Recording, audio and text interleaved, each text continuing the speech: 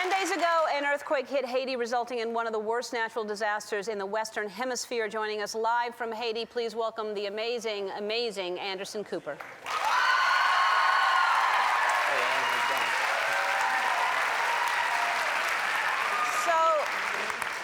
First of all, I love you and I love what you're doing.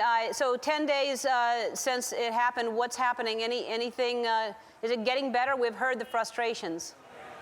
Yeah, there's clearly a lot of frustration still, and people are still dying who don't need to die. There are people dying in need of life-saving surgery. Little kids who have a broken limb, maybe with an open wound that's going to get infected, and unless they have that limb removed through surgery immediately, they can die from that infection. And so that's incredibly frustrating for a lot of the doctors and nurses who have come from all around the world. It is getting better day by day. I mean, we're seeing signs of progress, but nobody is content with the pace of this thing, and it's incredibly frustrating, every single day for the Haitian people to know that help is sort of coming, but that it's not here and it's not going to save the life of their family member. So there's food, but they're having a hard time. They can distribute food, but they can't distribute the supplies. The supplies are there, right?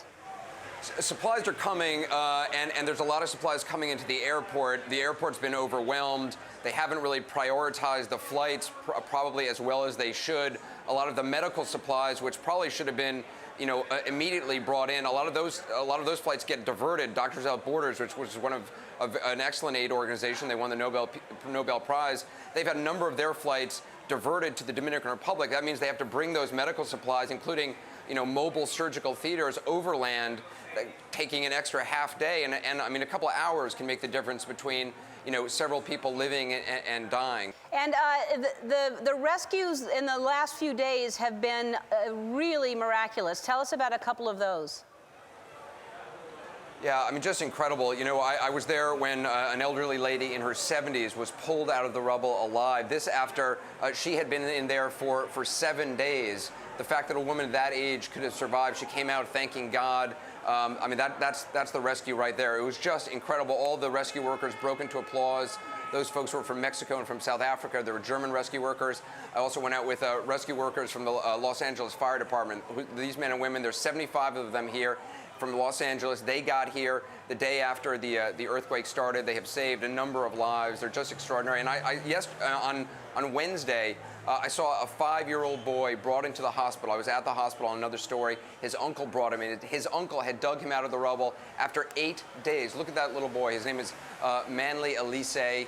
He was extremely dehydrated. Nurses and doctors from the International Medical Corps, an American aid organization, immediately began working on him. He just kept saying, "I'm thirsty, I want juice," he said, and they had to be very careful about not giving him too much too quickly. But last we heard, he's doing okay. I can't even believe that, because you hear that people can't survive for 3 days without water, and yet you're hearing these stories of an elderly woman and a little boy. Tell us about the little boy. You were reporting on a story, and then you yourself actually helped save a little boy. Well, I mean, I was very lucky to be in the right place at the right time. We were in a sort of a looting melee. Some looters had taken over a store, and things were getting kind of hairy. People were starting to bring weapons to it. And looters on top of the roof, somebody threw a concrete block, and it hit this little boy. They just threw it into the crowd. And this little boy had blood gushing from his head, and he'd fallen down, and he couldn't get up. He would try to get up, and he was clearly stunned. And I was just lucky to be there. I just grabbed him and just brought him over. I mean, anybody would have done the same thing. But I mean, for people here, there are so many people who are finding themselves in need and just caught up in situations, and it's it's hard to describe what it's like. Yeah, I can't imagine what you're seeing every moment of the day. And you've been there since immediately you were on the scene. But tell us about.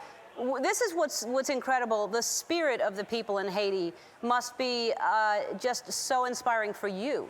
Yeah, I mean, first of all, in those immediate days afterward, I mean, the day after that we were here, the morning after the earthquake, we saw Haitians digging through the rubble with their hands, and we've seen this for days now, to get their loved ones that were still alive. People who didn't even know each other were helping each other. That's the one thing. Just the other day, though, I saw something, even in the midst of all this, people's faith is so strong here, and faith in God and faith in each other, and faith that better days are ahead. I saw this woman. She sort of reminded me a little bit of you. She was dancing on the street corner there, and all her friends and her family were with her. They were sleeping on that street, but they were singing songs, religious songs, and this was just something we drove by, and we stopped, we got out, and we watched them a little bit, and it was just one of those moments where you couldn't help but be moved by the power of these people.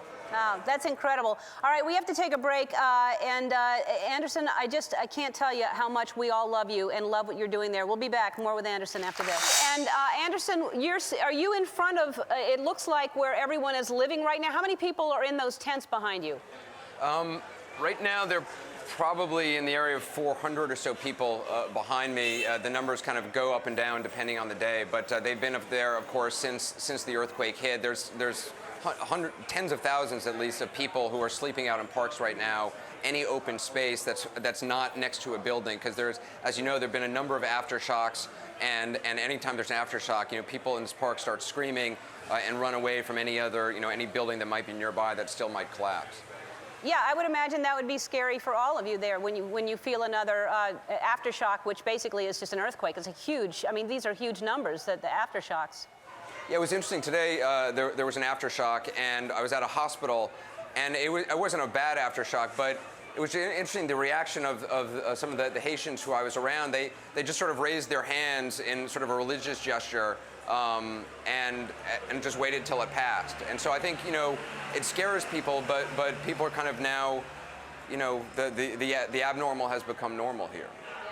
So let's talk about tonight. Wyclef Jean and George Clooney are putting together this telethon that you will be a part of. I will be a part of. A lot of people are Hope for Haiti. And tell people why we continue. I know a lot of people are thinking, well, a lot of money has been raised, but what will that impact, people donating tonight? Yeah, the infrastructure here in Haiti is really just non-existent, and that's been part of the problem in this. So, there are so many needs that have not been met, and I know there's a lot of attention on this now, but a week from now, and 2 weeks from now, and 3 months from now, and a year from now, there's still going to be almost as much need, because a lot of, for instance, the surgeries we're seeing now are basically just amputations. Children are having limbs amputated because they can't stop the infection in time with antibiotics. So they have to take off a limb, but that needs follow-on care, and we're talking months and years of follow-on care. So even though there's a bunch of doctors here now and still not enough, 6 months from now, they're still going to need as many doctors doing follow-on care. So they're trying to raise as much money as they can. It's my job to just report on what's happening here, and that's my part of this event. I'm glad to be a part of it and just tell people, I feel lucky to be here and bear witness to this and to witness the courage of the Haitian people in spite of what is just, the worst thing that has ever happened to this country.